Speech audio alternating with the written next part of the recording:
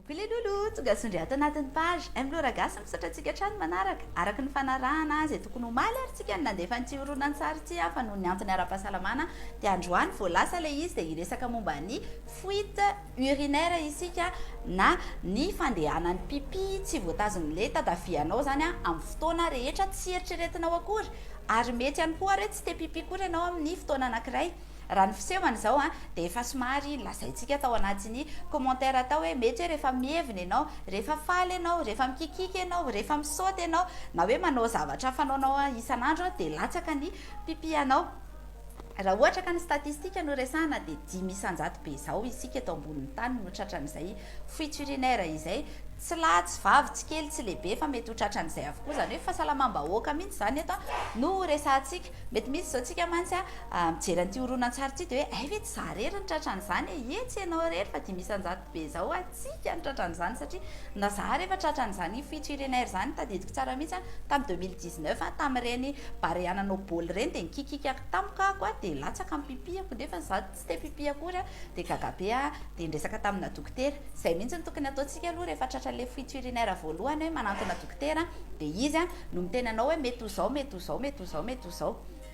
Ny lahy ny vavy ny kely ny lehibe mety ho tratran'le fuite urinaire fa ny vehivavy ny tena betsaka indrindra ao aorianan'ny fiterahana tamin'ny voabasa zany le hoe mivoaka amin'ny fivaviana ny zaza fa tsy césarienne dia eo ihany koa mety hoe ho vehivavy mihoatra ny 80 taona. Misy ny fikafika afaka anenatsika ary mety anatsaratsika an'izay fuite urinaire izay. Voalohany indrindra aloha dia efa andresantsika ihany koa tao anaty commentaire hoe ny stop pipi fa ny stop pipi dia misy teknika fanaovana azy fa tsy hoe atao fotsiny le izy. Rehefa tonga eo amin'ny toilette ianao ka andeha pipi dia avelanao andeha mihitsy aloha le 4 segondra voalohany iny zany hoe mandeha le pipi zany 1 2 3 4 na hoe 3 segondra dia ajanonao kely mandritra ny 5 segondra stop kely ianao dia 1 2 3 4 5 dia alefanao amin'izay aloha ilay pipi dia raha ohatra mbola henao mbola elaela mihitsy le izy vao tapitra dia afaka mbola manapaka kely indray mandeha ianao fa na iny ray iny fotsiny ary dia efa mety satria efa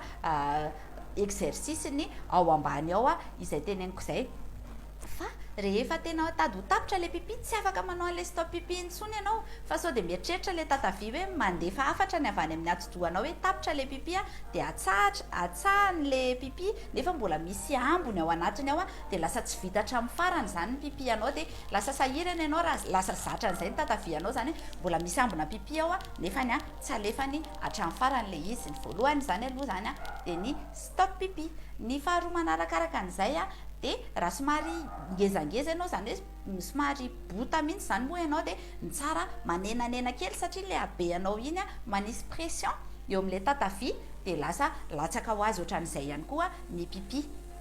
Fahatelo manarakaraka an'izay dia ny fomba fisotrotsika rano ihany koa mety manampy be atsika amin'io. Aza misotro rano tonga dia hoe be da be raha ny tokony ho izy mantsy zao zany tsika dia hoe ray vera isaky ny adiny ray sotrotsika fa tsy maninona mihitsy ianao manao an'le hoe tapaky ny vera isaky ny atsasakadiny. Indraindray mantsika rehefa malany an'le ray vera dia lasa te pipi ho azy fotoana vitsivitsy kely ao aorianan'iny na misy an'le fuite urinaire mihitsy vao mievina ianao ao aorianan'izay zany hoe ataonao tsikelikely ny rano rehefa sotronao. Fa efatra manarakaraka an'izay dia ny rano sotrotsika ihany koa dia tokony jerentsika tsara. Ny kafe zao ohatra dia anisan'ny mahatonga an'izay fuite urinaire zay. Ny episy be loatra ihany koa, ny rano misy gaza ihany koa dia mety mahatonga an'izay satria manakorotana an'io tataviantsika io. Dia ny fahadimy moa zany dia afaka manao exercice kely foana tsika momba n'io tatavy io. Ny squat ihany koa dia anisany